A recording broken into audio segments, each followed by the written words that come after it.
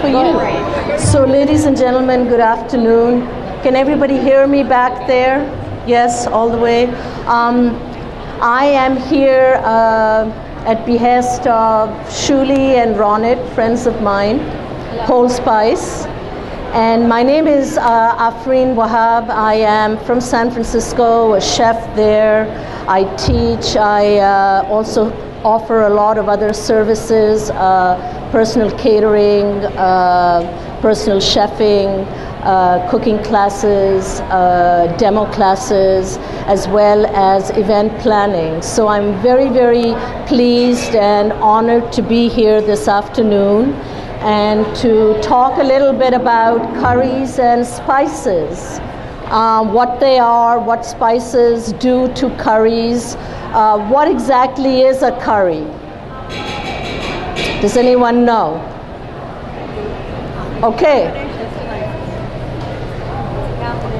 Okay, it's a combination of spices. That is right, except the combination of spices in our part of the world, India and Pakistan, is called masala, which is the base of every curry dish.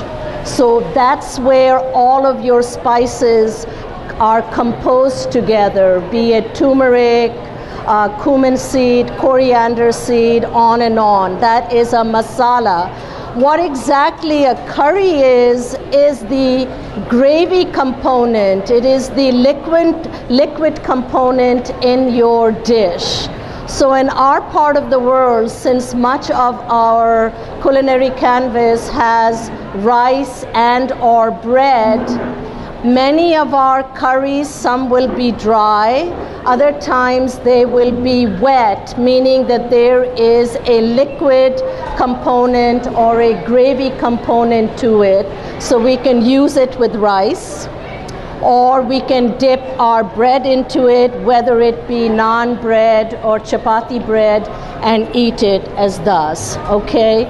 So this afternoon, as we are going around, Ronit is passing out 2 recipes that we will be tasting this afternoon, alongside with all of the different spices, what they are, what their composition is, how they are used in the curry dishes. It's all there for you, so it makes it a little easier for me not to have to break everything down. After we have finished this, we will be tasting 2 recipes. You should have in front of you an egg curry, which is indigenous to Pakistan. I am by origin from Pakistan, left Pakistan in '68 and moved to Canada, and then transported from Canada to San Francisco in '82.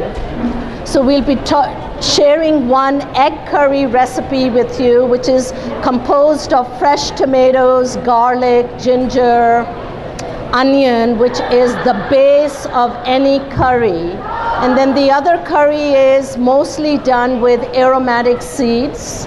I am not using any tomato in that dish, but we are working with garam masala. We're working with a red mustard seed, a fenugreek seed, ginger, onion, the same, but there is no tomato in that dish at all. So those 2 dishes we will taste a little later, but I thought it might be fun this afternoon to show you and deconstruct that recipe you will be tasting a little later. Okay, so in front of me, I'm starting off with the first recipe, which is the Gosht Suleiman.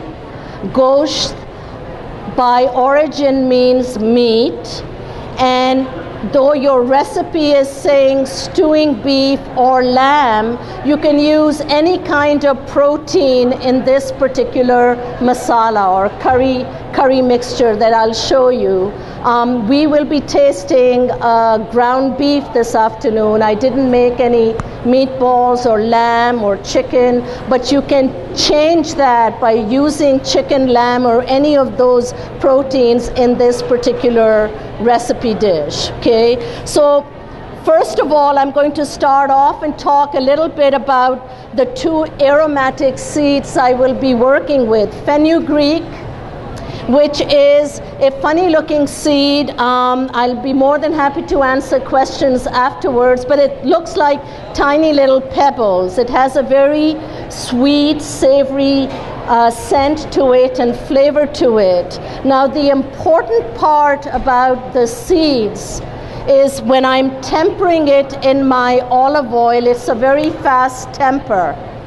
I don't want to burn my aromatic seeds. The funny thing about these seeds is that if you fry them for too long, you will get a bitter component to these seeds, which means that your entire dish is going to taste bitter. So if you have burnt the seed too much, I'm sorry, you'll have to start all over again to make sure that they're just slightly infused. What we're doing is infusing the olive oil, okay? So my pan is heating very nicely. I am pouring olive oil into it, and I will cook only with olive oil. It's up to you if you want to use olive oil and or vegetable oil. Both are okay. To this recipe, the first thing I'm adding is the mustard seed. It's red mustard seed. If I fry it too long, it will go bitter. But longer I cook this seed, what it's going to give to the curry is a sweetness, okay, a sweet sour taste.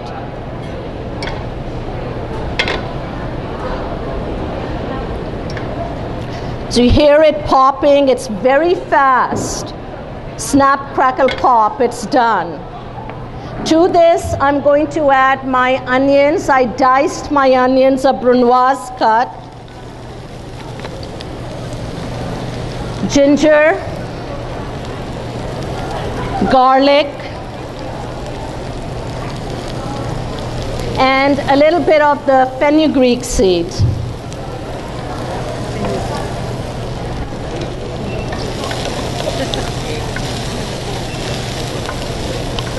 So once the onion starts to sweat a little bit, it gets a little golden brown, you are adding the rest of your ground spices into this onion compote, as I'd call it. The next thing that's going to go in is your turmeric. Now, ladies and gentlemen, let me lower this before we burn it. Turmeric takes a little long to cook, so in most Pakistani kitchens and Indian kitchens, a chef or a cook, it's the first spice that goes into the onion compote mixture because it takes a little longer to fry. The longer you fry it, more richer in color it gets. It turns into a really beautiful saffron red. So cooking it longer gives you that really nice, rich, sort of mahogany colors, saffron red colors. Frying it, if turmeric is raw and you add your other spices to it too fast, your dish at the end will have a very raw turmeric flavor and the color will be more like a light yellow. So you see how dark red it is? I'm sorry, I wish we had a mirror up here. But it's frying it, but the yellow color turns into more like a brown red. It's very, very rich in color. Now, the longer I keep rendering this, richer the color will get, okay?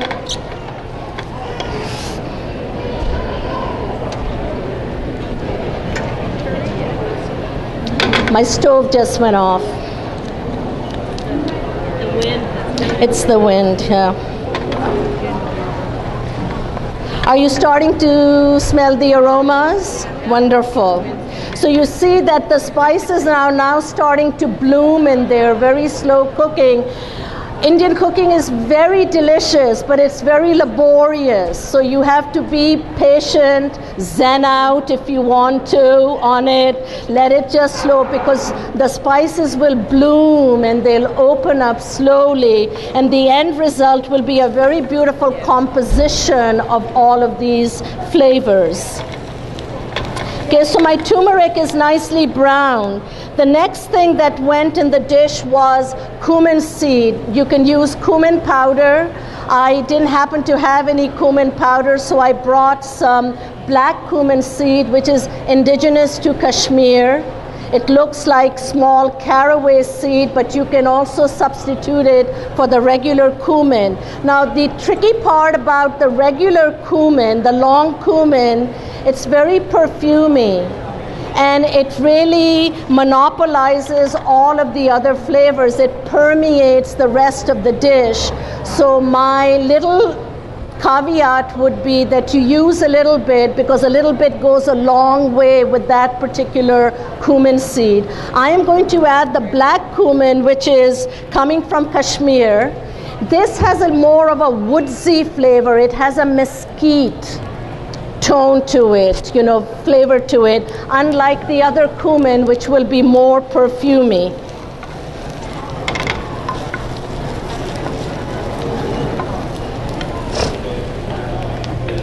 Going to add a little water.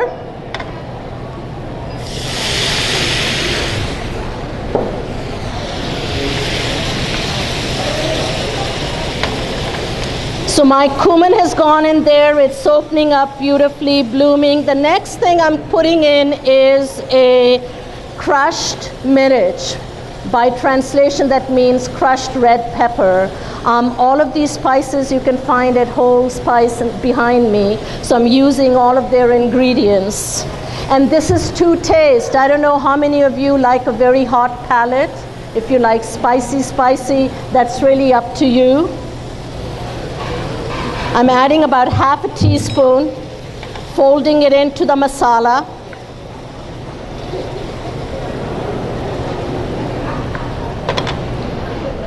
Slow cooking it. You see how rich the color has gotten? Really, really brown. Now, to this last thing is garam masala.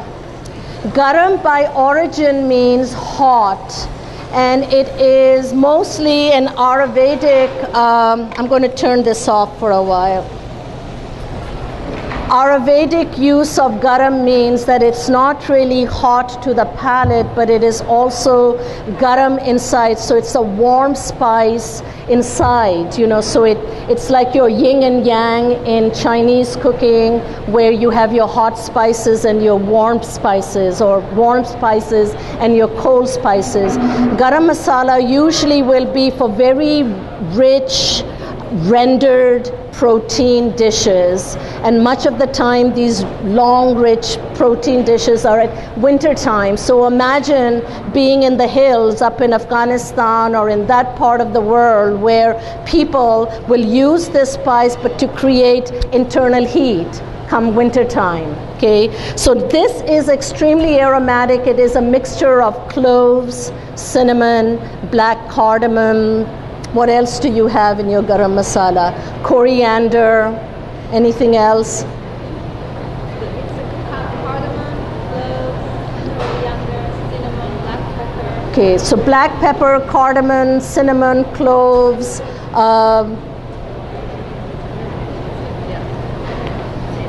really nice. Bay leaves, nutmeg. And